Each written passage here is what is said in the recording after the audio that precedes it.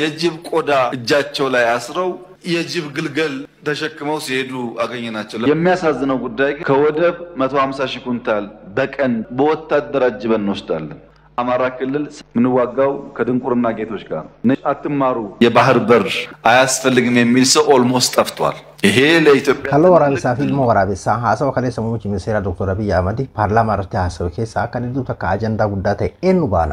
ከሎ ወራቢሳ ፊ ኢልሞ ወራቢሳ አጭቲን ወራቢሳ ኩነሞ ማልን አብይ የሮ ገርገራሲቲ አረብሶ ወራቢሳቲ ፈየደማ ሜ ሀሳው ታይኒ ገርቴ ከለሰ ወደ ከሳ ወልዱራ ዱባን ሀንጋ አፍሪ ሸኒ ተከቹ አብዶ ሞባይል ብራይ በገረደ ቢራን ጋር ቻናል ጋር ያርፍተን ሲንጀራ ሀሳው ሚኒስቴር ዶክተር አብይ አህመድ ከለሰ ወደ ከሳ ከሰቱ ዋሄ ነገኛቲን ከወልቀባት ወረፋላ ኢሳይቹ ዲኑማ ኢሳኒ ወላሉማ ኢሳኒ ገዳንቱማ ኢሳኒ የሮ ኢብሱላፍ የሮ ጀሩ waraabessatti fayyadameechu jenda waraabessa kana yeroo afuri shanii ol dubbatee jira Dr. Abiy jechuudha gaafa jalqaba aangotti dhufu wanti jalqaba inni ittiin beekame yaqanjiiboch kan jedhudha yaane irratti fayyadame jedhameeti yaqanjiiboch jechuudhaan arrabsoo guddaa ta'e social media kana irratti waan namni ittiin waliin cabsu waan namni ittiin gartee hamilee wal cabsu illee ture yaqanjiiboch gaafa gartee wal waraansa lola Tigraay san illee jechuudha yaqanjiiboch jennaan namni akkuma fedhetti gadi bahee hatta ollatti illee yoo nam tokko afaan Tigraay dubbate yaqanjiiboch kun waraabessa guyyaa jedhamuudhaan hagmi dawla geessu illee ka media kanatti waa hedduudha jechuudha kan argaatiin turre mee haasawta Dr. Abiy kaleessa godhe keessaa kan kaleessa kan ammoo kan ilmo waraabessaa fi gugaa waraabessaa eenyuun baana ammayyuu ammoo jechuudha irra deebiidhaan mee jalqaba viidiyoo isaanii ትምህርት ምን ያደርግላቸዋል የጅብ ቆዳ እጃቸው ላይ አስረው ጥይት አይመታንም ብሎ የሚታገሉ ሰዎች ትምህርት ምን ያደርግላቸዋል በቅርቡ አንድ ቦታ ላይ የጅብ ግልገል ተሸክመው ሲሄዱ አገኘናቸው ለምን ሲባል ጥይት እንዳይመታን እና እነዚህ ድንቁርና ጌቶች ትምህርት እንዳይስፋፋ በብዙ የጎዱን ይገኛሉ ልጆቻችን እንዳይማሩ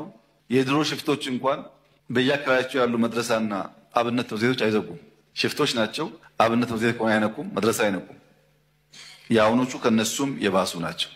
ማዳበሪያ 24 ሚሊዮን kalooga waraabessaa harkaratti hidhateetiin deemu warri kaloo waraabessaa harkaratti gartee guduunfateetiin rasaasni dhahu jedheetiin deemu hidhattoota baranama kan Oromiyaa keessa kan Amaara keessa kan Tigraay keessa maqaan dooyina amma namoonni hedduun kan adda addaa irratti jechuun akka yaada isaanii baana beeki akka waan kana gartee akka falfalaa yookiin ammoo waan akka sihirii akka siidhaa wal qabsaniiti harkarratti hidhateetiin deemu waa'ee barumsaa maalitti beeka waa'ee barumsaa eessatti beeka warra wallaalaa gadhaanaa akkasiisantu ijoolleen akka hin baranne godhaatti jira dhiyeenya kana tokko to'anne jechuun dhiyeenya kana tokko qabneeti turre ilmoo waraabessaa baadhatee deema ilmoo waraabessaa qabatee deema maal godhuudhaaf deemtaan akka rasaas hin dho'ineefi jedhee kan kaloo waraabessaati inni kan ammoo ilmoo waraabessaatiin deema jechuudha duuba warra akkanaa kun hedduutu akka gufuu nuti ta'anii gartee akka ilmoo ijoolleen gartee barumsan baranne hatta shiftaan duraaniit illeen mana barumsaatii fi madarasaa bakka gartee namni waa itti baratu hin tuqu akkasuma warri kun ammoo saniillee gadi waan akka gartee daa'imman hin barannee fi akka namni hin baranne godhanii ummata gadhaa jechuun ummata waan beene baqa duubatti hafummaa akka jechuuti waan falfalaa wal qabatuudha wanni kun garee kam akka ta'e warroota hidhata keessaa ati garee feetirratti akkasii dandeessaa garuu akka inni yaadetti hin baana beeke garee kam akka ta'e hin beekamne jechuudha maaliin ammoo iccitiin gartee waraabessaa fi muummichi ministeeraa arrabsuudhaaf yeroo garaatti fayyadamu kitaaba kamirraa dubbisa kamirraa argate ka jedhudha fi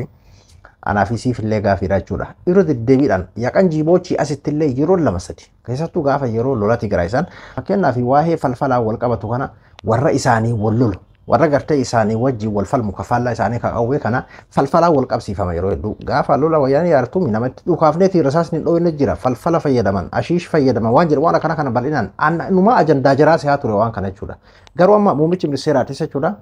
waan kan irra deebiidhaan yeroo dubbatu sa'a keekuma muummicha ministeeraa keessaa ka jiru na keessa dhufe jechuudha gaafa duraa jaratu fayyadama waan akkanaa kana itti achi dhukaafne juuntaa fakkeenyaaf itti osoo arginu itti dhukaafne gaafa lola Tigraay isaan rasaasni hin dhahu maaliifi falfala godhateeti deema ka maalii waraabessaa maalii akkasii waan jiru kana bal'inaan fayyadamaa turan jechuudha ammas duuba irra deebiidhaan kana dubbatan jechuudha karaa biraatiin ammoo ka gaafii namatti ta'u gaafa ilmoo waraabessaa waliin qabanii akka rasaasni hin dho'inee fi ka jedhu san warra faallaa isaanii san akkamiin gara miidiyaatiitti dhiyaatu dhabe waan kana hin geennetu gartee miidiyaa irratti dhiyaata akkamiin miidiyaa irratti dhiyaachuu dhabeedha namni sun amma tokko gaafiin jechuudha ka ilmoo waraabessaa waliin qaban san jechuudha jechuun ka fakkeenyaaf akka rasaasni hin dho'inee fi maybe waan falfalaa wal qabsaniiti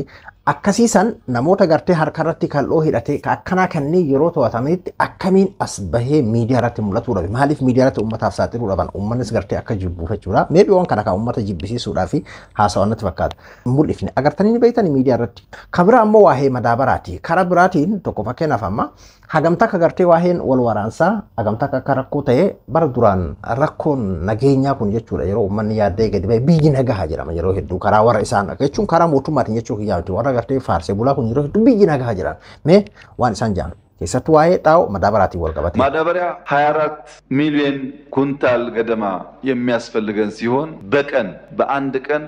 150 ሺህ ኩንታል ማዳበሪያ 150 ሺህ ኩንታል አፈር ጭነን ወደ ሀገር ውስጥ እናስገባለን የሚያሳዝነው ጉዳይ ከወደብ 150 ሺህ ኩንታል በቀን ጭነን ማምጣት ብቻ ሳይሆን ወደ እያንዳንዱ አርሶ አደር በወታደር አጅበን እንወስዳለን አምና አማራ ክልል 7000 ትራክ ነው መከላከያ ያጀበው መከላከያ የገደለው ሳይሆን ለእያንዳንዱ አርሶ አደር ማዳበሪያ ለማድረስ 7000 ትራክ አጅቦ ነው የወሰደው ከውጭ እንገዛለን እንደጉማለን ፖርት ስለሌለን ከፖርት ማጓጓዙ ጣጣ ነው ከገባ በኋላ ወደ እያንዳንዱ አርሶ አደር ደግሞ እንዲደርስ በጃቢ እናደርሳለን ይሄ ሁሉ ወጪ ነው Taa'u madaabaraa kintaala miiliyoona 24 naannoo akkasiitti kan nu barbaachisu guyyatti ammoo kintaala 150 feeneeti madaabaraa dikee kana biyyee kana feeneeti gara bakka itti bu'ee irraa jechuudha Jibuutii irraa gara naannootti as finna kanatti as fiduu miti kan rakkoo ta'e waan nama ajaa'isu ammoo kanaa miti kan nu rakkise naannoo qotee bulaan jiru hunda irra deemnee raabsuudhaa fi makkalaakaadhaan ajjabameetiin akkasitti gartee eeggamee qotee bulaadhaaf geeffamaati jira naannoo Amaaraa keessatti makkalaaka nama ajjeesuu osoo hin tahin akkasii madaabaraa hagasiisan gartee fe'ee qotee bulaa tokko tokkoon qotee bulaa bira geessee akkasitti raabsaatiin jira jechuun makkalaakaan uummata ajjeesaa jira uummata nagaa akkas godhaa jira uummata miidhaa jira himannaa jedhu irratti illee qotee bulaa bira iyyuu madaabara akkasii geessuudhaaf kun hundi ammoo waciidha achirraa bituudhaaf biyyatti galchuudhaaf biyyarraa kintaala 500 fe'as fiduu fi biyya keessa loltuudhaan akkasii rakkoo nageenyaa kun dhugumatti hedduu takka waan garaa nama nyaatuudha kuni bar rakkoo naannoo Oromiyaa keessa rakkootu jira jiran qotee bulaan bar maali faarsee bulaan nagaa siin jedhaa bar biyyi nagaa qabdi siin jedhaa bar biyya alaa teessanii akkasii tan biyyi nagaa siin jedhaa bar sadarkaa itti qotee bulaadhaa fi madaabaraan loltuudhaan ajjabamee waciin itti bahee waciin dabalataa itti bahee akkasii gartee baadiyyaa keessa raabsamu jechuun fuula duratti kaataa'ullee oomishuudhaa fi karoora qabnaaf dura dubbachuu taatellee yoo san ta'e malee biyya alaa irratti galchuu waan gartee baay'inaan qotee bulaan barbaadu waan ta'eef fayyadullee kaasee jira jechuudha. Rakkoo nageenyaa waa yeroo jedhamu sadarkaa kanatti jechuudha. Kanaaf ammoo furmaanni maali nagaa buusuudha araara buusuudha miree rakkoo nageenyaa sadarkaa kanatti dhiibbaa በየከባቢው የምንዋጋቸው ሰዎች የድንቁርና ጌቶች ናቸው። ምንዋጋው ከድንቁርና ጌቶች ጋር እነዚህ ሰዎች አትማሩ አትታከሙ አትረሱ የሚሉ ናቸው የሚገርመው አንድ አካባቢ ላይ የኤችአይቪ የስኳር የወባ መድኃኒት ከፋርማሲ አውጥተው የሚደፉ ግን ለዛ ህዝብ የሚታገሉ ኃይሎች ያሉበት ማዳበሪያ ለህዝቡ እንዳይደርስ የሚጥሩ ናቸው namoonni hojii wal waraanaati hin jirru madda wallaalota warra gartee wallaalota warra hin baratin hin facaafatin qotee bulaadhaan midhaan kee alaa hin galfatin hin haakimamin jechuun hin yaalamin warra jedhu warra gartee dawaa mana haakimaa keessaa fuudhee gadda warra gartee dawaa sukkaraa gadda warra dawaa HIV dha dawaa buseedhaa fuudhee gadina warra akkana kana wajjin wal waraanaati jirra warra wallaalummaan oomishte naannoo adda addaa keessatti jechuun guutuu bakka rakkoo wal waraansaa jiru hunda keessatti warra akkana kana wajjin wal waraanaati jirra kana kan rakkoo gartee nuti ta'e madaabaraan qotee bulaa bira akka hin geenne warra dhorkuudha warra gartee dawaa mana haakimaatii gadi baasee gadi naquu dawaa HIV dha dawaa buseedha dawaa warra sukkara kana hunda gartee warra danqaa nuti tahaa jirudha kana wajjin warra gartee nuti wal waraanaatiin jirru kan wallaaltota garee bilisa baasaa jechuudhaan fayyadame warra gartee garee bilisa baasaa jedhu san akkas godhu ummatuma saniifin hojii qabsaawaa jecha yookaan ammoo ummatuma san yeefan lolacha ummatuma san barumsa dhorgu ummatuma san haakimamuu dhorgu ummatuma san gartee akka inni gadi bahee hin qotanne dhorgu ummatuma san akka madaabaraan isa biran geenne dhorgu garee wallaala akkana kana waliin lolaa የባህር በር ጉዳይ ቀድሜ ከናንተ ጋር እንደተወያየሁት የባህር በር ጥያቄን ማንሳት ማንሸራሸር ነውርነቱ አክትሟል ከማንም ዓለም ጋር ስንነጋገር ትክክል ነው በዓለም ላይ የናንተን ያክል ቁጥር ኖሮት ትልቅ ሀገር ሆኖ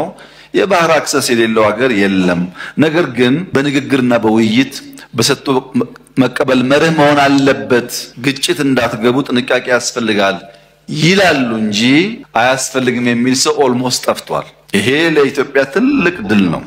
waa'ee baharaati kaleessa tokko gartee ajandaan guddaan waa'ee galaana diimaati. Waa'ee dubbii ajandaa galaana diimaa irratti wanni gartee duraan olii gadi mummuramee gara biraatiitti jijjiirameetiin ajandaa qaanessaa yookiin ammoo ajandaa gartee sobaa fakkeeffamu sun hafee jiraadha guutumatti. Addunyaan guutuun nuti waan kanatti dhiyeeffannu uummanni bal'aan akkasii gartee kan ulaa bahara diimaadhaa kan hin qabne hin jirtu waan ta'eef haqa keessanii isi barbaachisa kan jiru hundi irratti walii galanii jira. Amma waa'een